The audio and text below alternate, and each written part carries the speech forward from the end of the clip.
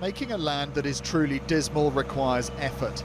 They were still adding the filth to the facade as we entered today. Everything here feels familiar until it goes weird. Any what? Squids, grenades, underpants. No. Go for it, Security may look tight, but the machines are actually made from cardboard. In Dismaland, nothing is as it seems. It's a fun park without the fun, deliberately unsuitable for small children, with a theme that's designed with the entry-level anarchist in mind. It's miserable here. The staff are unhelpful, and wherever you turn there is something that's not quite right.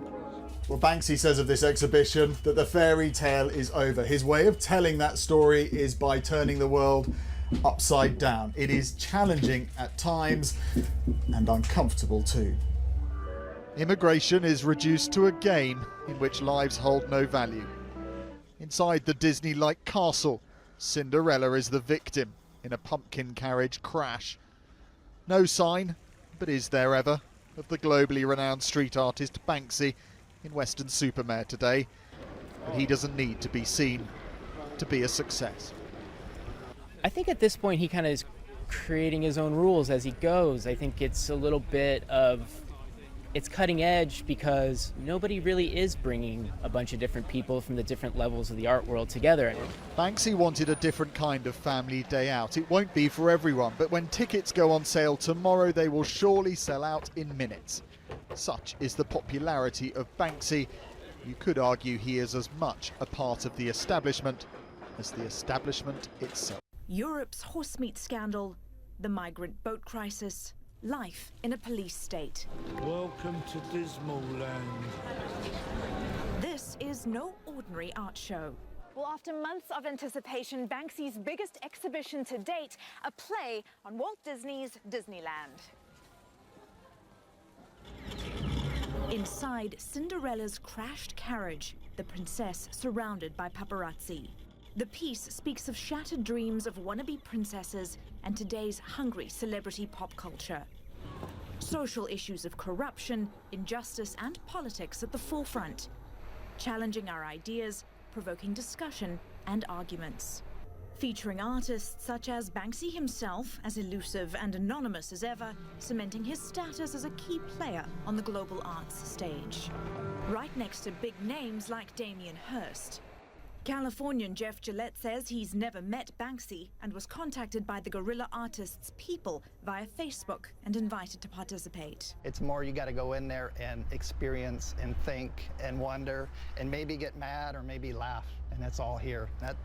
That's a deeper entertainment than I think any other theme park would have. The Bemusement Park is also meant to be interactive and experiential. What we think is that we're going to be turned upside down in some weird and wonderful way. With rides, carnival competitions, First winner of the day! And the controversial migrant boat crisis turned into a bumper game. There is nothing light-hearted or simple here. Dismaland is the tragic end of a fairy tale rather than its beginning. Robin Creel, CNN, Weston-super-Mare, England.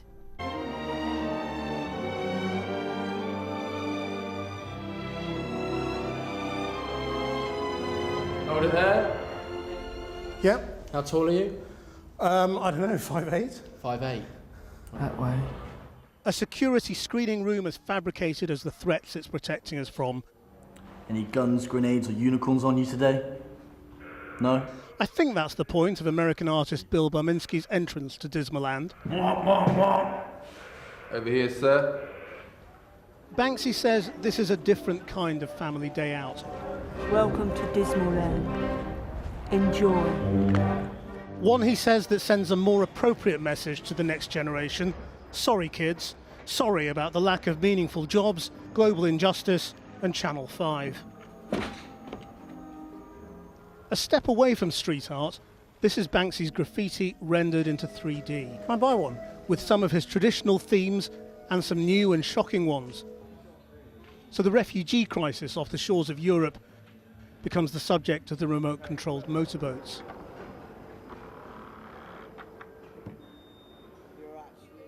and he's gathered the work of more than 50 artists from around the world, from Palestinian painters to Julie Burchill.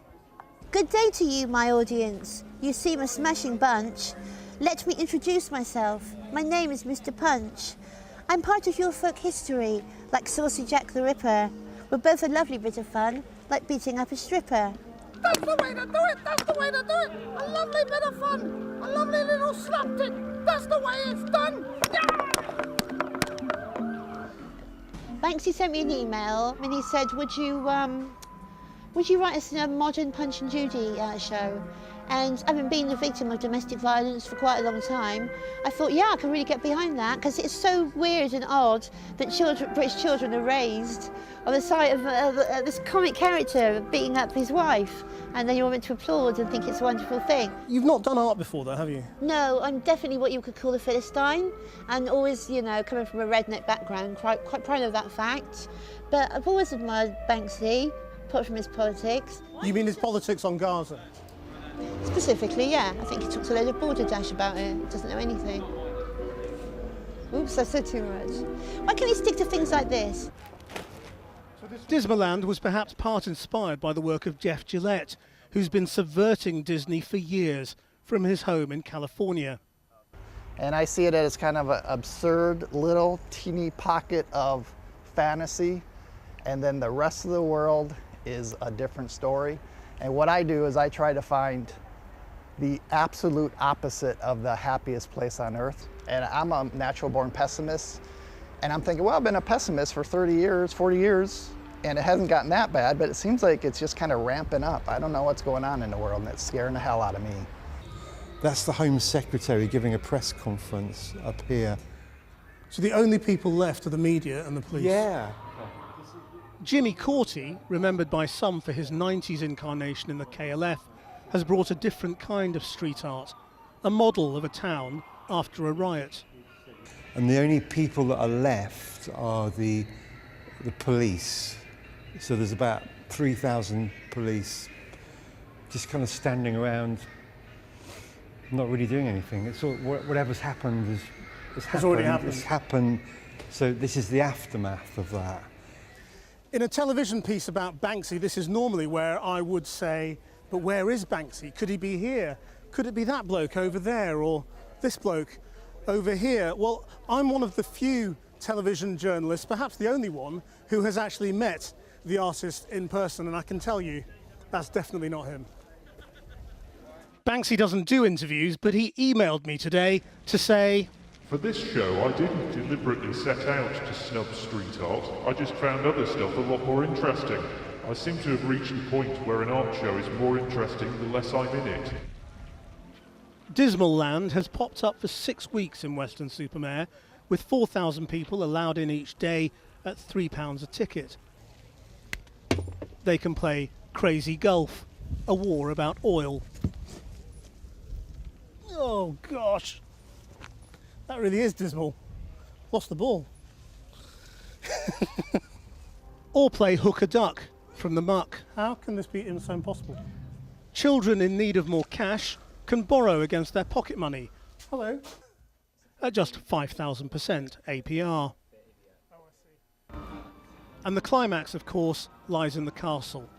It is perhaps the most outrageous piece in the exhibition and will no doubt draw furious, offended headlines. What Banksy has done with a fairy princess, an upturned carriage and the paparazzi is an extraordinary and evocative experience. It is precisely what he wants: controversy, humour, and 2 fingers up to anyone who doesn't like it. And how else to leave any bemusement park but to exit through the gift shop?